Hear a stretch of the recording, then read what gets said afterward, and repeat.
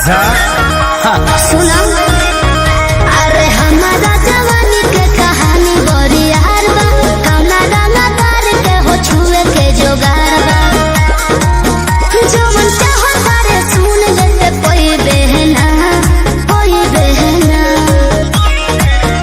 एहे बबुआ के खुश करके जाई बहना तोरा में दोबारा फेर वही बहना अच्छा तोरा में दोबारा फेर वही बहना एहे बबुआ के खुश करके जाई बहना तोरा में दोबारा फेर वही बहना।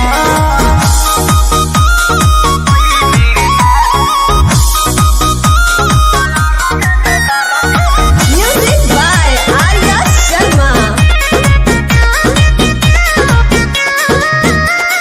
चढ़ो तारे कहे स्टेजवा पे फन के आधा जो हिरान के है आधा बबुआन के तो जाय दी